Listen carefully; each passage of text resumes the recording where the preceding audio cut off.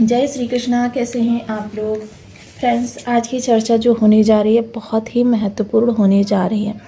आज हम चर्चा करने जा रहे हैं एक ऐसे ग्रह की जो है तो छाया ग्रह, लेकिन हमारे जीवन को पूर्ण नियंत्रित करने की क्षमता रखता है।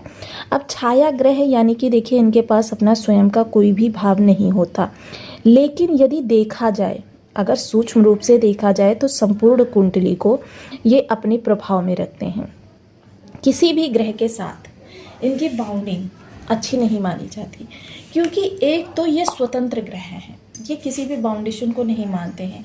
अगर इनको कोई बंधन में रखना चाहे तो इनको क्या होता है कि मतलब बहुत ही परेशानी होती है। ये एकदम स्वतंत्र रहना काम करना चाहते हैं।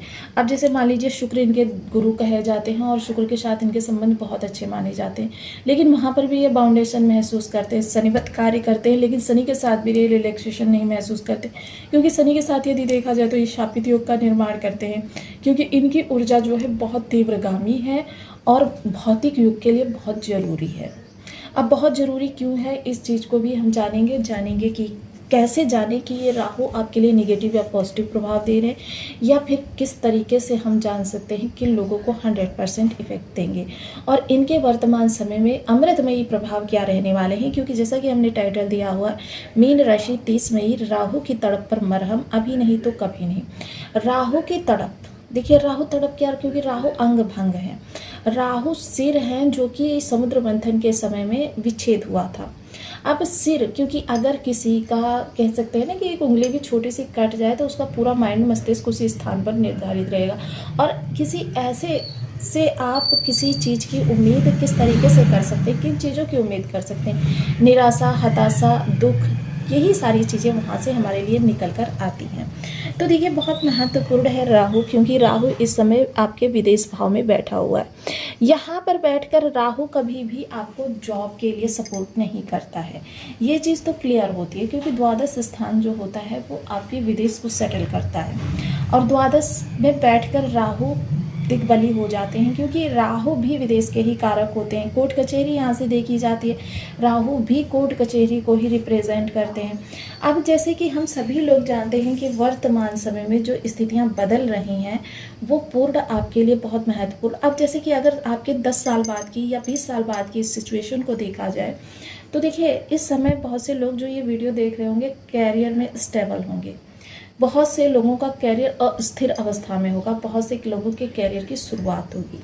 हर किसी के लिए राहु महत्वपूर्ण है, क्योंकि कैरियर को एकदम से बुलंदी मिल जाए या कैरियर जिस ग्राफ से हो उससे 10 स्टेप आगे चला जाए, या जिन लोगों के कैरियर की शुरुआत हो रही है उनको उम्मीद से अच्छी बेहतर कैरियर मिल जाए, यानी कि उम्मीद से बेहतर। जैसे मान लीजिए आप 20,000 की एक्सपेक्टेशन कर रहे हैं, आपको 2 लाख की जॉब मिल जाए, या 20,000 का बिजनेस में आप सोच रहे हैं लाभ हो जाए, आपको 2 लाख का लाभ हो जाए। ये राहु यही कार्य करते हैं, क्योंकि राहु के पास सिर्फ विस्तार है। राहु जहाँ छायावादी ग्रह है, अब संपूर्ण कुंडली को अपने प्रभाव में रखते हैं, वहीं राहु इस समय बहुत अच्छे प्रभावों को प्रसारित करने जा रहे हैं। संपूर्ण चर्चा करेंगे, बने रहे हमारे साथ इस वीडियो में अंत तक, आपको बहुत कुछ जानने के लिए मिलेगा। वीडियो बहुत ज्ञानवर्धक होने वाला है। यदि आपके लग्न में कुंडली के प्रथम भाव में 12 नंबर बना हुआ है तो ये राशिफल आपके लिए है। यदि कुंडली में कहीं भी चंद्रमा के साथ 12 नंबर बना हुआ है तो ये राशिफल आपके लिए है। कुंडली ना होने की स्थिति में आपसे नाम राशि से भी देख सकते हैं। यदि अभी तक आपने अपने इस चैनल को सब्सक्राइब नहीं किया है तो प्लीज़ सब्सक्राइब कर लीजिए, वीडियो को लाइक कर दीजिए, चैनल को शेयर कर दीजिए। इससे होगा क्या कि हमारे आने वाले हर वीडियो की नोटिफिकेशन मिल सकेगी आपको सबसे पहले। एक प्यारा सा कमेंट करना बिल्कुल ना भूलें।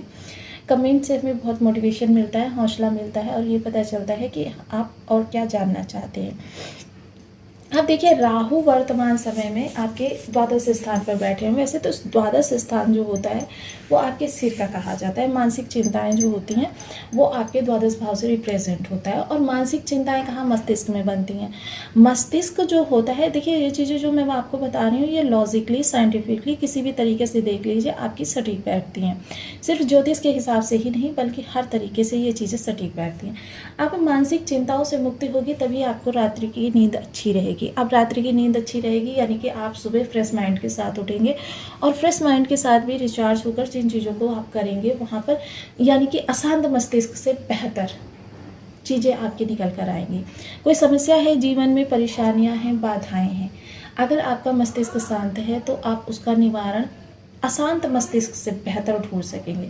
तो इसीलिए क्योंकि राहु अगर आपके खराब होते हैं तो मानसिक भ्रम को बनाए रखते हैं, यानी कि जैसे कि अगर इस भाव में देखा जाए परिवार को लेकर चिंताएं, वो चिंताएं जो कभी थी ही नहीं, उनके लिए आशंकाएं आपको घेरे रहती हैं, शत्रुओं को लेकर, ऋण को लेकर और साथ ही साथ बीमारी को लेकर जो अभी है ही नहीं। आपकी आकस्मिक, देखिए इस समय आकस्मिक चीज़ें आपको परेशान करेंगी, कहीं यदि ऐसा हो गया तो, वैसा हो गया तो। अब राहु से अगर हमको सबसे पहले तो एक चीज़ ध्यान रखनी है, अगर आपके मस्तिष्क में ये चीज़ ध्यान रखिए, यही नेगेटिव और पॉजिटिव यहीं से डिसाइड हो जाता है कि राहु आपके लिए नेगेटिव है कि पॉजिटिव है। अगर आपके अंदर तनाव बना रहता है, कोई छोटी सी इशू किसी के साथ हो गए, उनके बारे में आप दिन रात सोचते रहते हैं, रातों को जाग जाग कर सोचते हैं, वहीं अपने मस्तिष्क में हर समय किसी ना किसी चीज़ के बारे में उधेड़-बुन करते रहते हैं, ये चीज़ें जो होती हैं, डिप्रेशन, ये भी राहु की ही बीमारी होती है। ये जो गलत राहु होता है, नेगेटिव राहु, इसी की ही ये बीमारियां होती हैं। अब जाहिर सी बात है कि जब मस्तिष्क में ये चीज़ें, ओवर थिंकिंग, ये चीज़ें भरी रहेंगी तो आप किसी भी चीज़ का सॉल्यूशन सोचेंगे तो वो उतना बेटर रिजल्ट नहीं लेकर आएगा, और कभी कभी तो गलत निर्णय भी ले सकते हैं जिनकी वजह से आर्थिक नुकसान हो जाता है। अब इन सब सिचुएशन से यदि निकलना है तो सबसे पहले माइंड को फ्री करना पड़ेगा। वहीं जिन लोगों की राहु की महादशा चल रही होगी उनको 100% इफेक्ट मिलेंगे, लेकिन गलत सही ये चीज़ आप स्वयं देख लीजिए। अब जिनकी अंतर्दशा चल रही होगी उनको 70%, और इसी तरीके से इसका क्रम घटता चला जाएगा। तो अब चलिए, राहु द्वादश भाव में है, विदेश के कारक हैं। विशेषता है इस जगह पर जब राहु होते हैं तो व्यक्ति को बिजनेस के लिए प्रेरित करते हैं, क्योंकि धन के मामले में उसकी डिज़ायर्स या उसका जुनून जो होता है किसी बाउंडेशन में नहीं होता। 30-40 हज़ार, 50 हज़ार या 1 लाख, जितनी भी उसकी कैपेबिलिटी है, वो उतनी कैपेबिलिटी को बिल्कुल भी मानता नहीं है, बल्कि उसको बिजनेस करना होता है जहाँ पर वो अनलिमिटेड एक्सेस प्राप्त कर सके, पूर्ण पावर के साथ, वो अपनी अथॉरिटी के साथ वो अपनी चीज़ों को कर सके। तो सबसे पहले तो ये राहु जो होता है ये आपको कैरियर में, यानी कि जॉब है तो व्यक्ति को, देखिए अब यहाँ पर भी अगर देखा जाए तो जिनके निगेटिव राहु होंगे अच्छी खासी जॉब छुड़वा देंगे, लेकिन जिनके राहु अच्छे होंगे वो जॉब करते हुए पार्ट टाइम में अपनी योजनाओं को साकार रूप देने का प्रयास करता रहेगा, यानी बिजनेस को छोटे पैमाने से स्थापित करता रहेगा। वहाँ पे कुछ वर्कर छोड़ेगा और वर्कर छोड़कर वो अपने ऑफिस में ही बैठकर, जहाँ पर जॉब कर रहा है वहीं से बैठकर उस सब चीज़ को हैंडल करता रहेगा, और उसे लाभ भी होता है, अपने करियर को वो स्टेबल भी कर लेता है।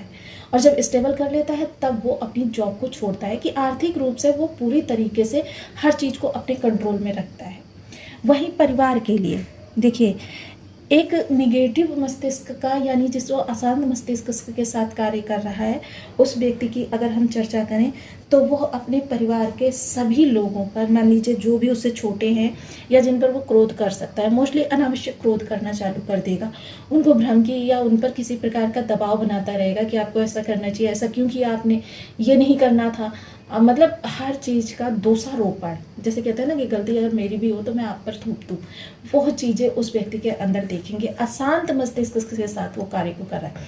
लेकिन वहीं अगर ये अच्छे राहु वाले व्यक्ति को देखा जाए तो यहाँ पर वो व्यक्ति इस समय पर आपके लिए परिवार के अंदर बहुत अच्छी चीज़ है। अब यहाँ पर देखिए, मैं आपको बताना भूल गई थी कि राहु पर सिचुएशन इस समय पर कौन सी अच्छी जा रही है और काफ़ी लंबे समय के लिए जा रही है।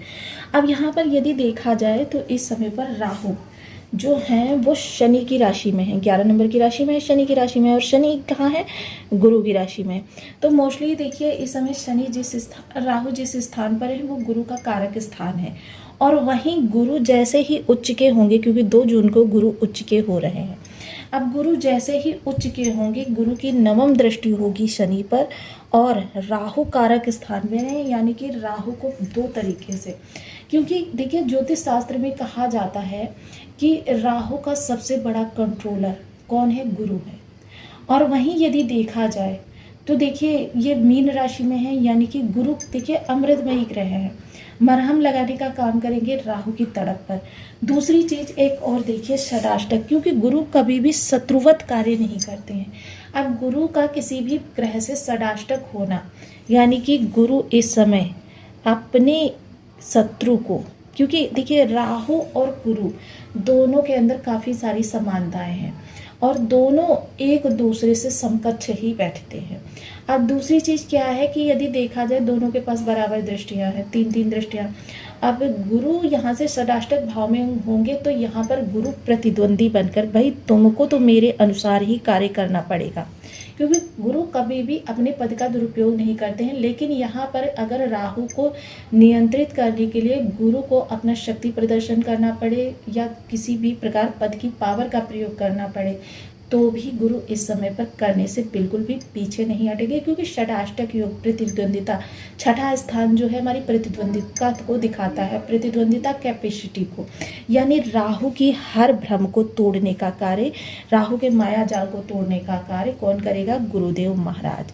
और गुरुदेव महाराज यहाँ पर काफ़ी लंबे समय के लिए, और वैसे भी देखा जाए तो पुष्य नक्षत्र में जाएंगे, तो यानी कि बहुत ज़्यादा शुभतापूर्ण गुरु का प्रभाव होगा। अब वही षडाष्टक योग देखिए, इस समय पर जो निगेटिव राहु से प्रभावित लोग होंगे, शत्रु ने कोई आपके लिए विशेषता, ये लोग जो होते हैं शत्रु को बनाते नहीं हैं, लेकिन क्या होता है, लोग जेलसी, मोस्टली राहु की जो चीज़ होती है वो जेलसी ही होती है, जो दिखाती है कि आपके अंदर मैं निगेटिव रूप से प्रभाव दे रहा हूँ। अब ये जेलसी जो होती है ना, तो व्यक्ति क्या करता है, अपने शत्रु को छेड़ने का प्रयास करता है। लेकिन जो अच्छे राहु के लोग होते हैं अपनी इस चीज़ का प्रयोग प्रतिद्वंदिता के लिए करते हैं, प्रतिद्वंदी को हराने के लिए। प्रतिद्वंदी को हराने के लिए क्या आक्रामक रूप से लड़ने पहुंच जाएंगे? बिल्कुल नहीं, बल्कि वो अपनी कैपेसिटी को बढ़ाने का कार्य करते हैं। सबसे अच्छा अगर कोई लर्नर बनाता है तो वो राहु ही होते हैं, तो यानी कि ऐसे में वो आपकी स्किल्स को बढ़ाने का, अगर लग्न में राहु होते हैं ना, तो व्यक्ति किसी की भी डिट्टो कॉपी कर सकता है। ये बहुत महत्वपूर्ण राहु होते हैं। अब राहु को समझना, आपका मन मस्तिष्क अगर निगेटिव राहु से प्रभावित है तो ऐसी आशंकाओं से जो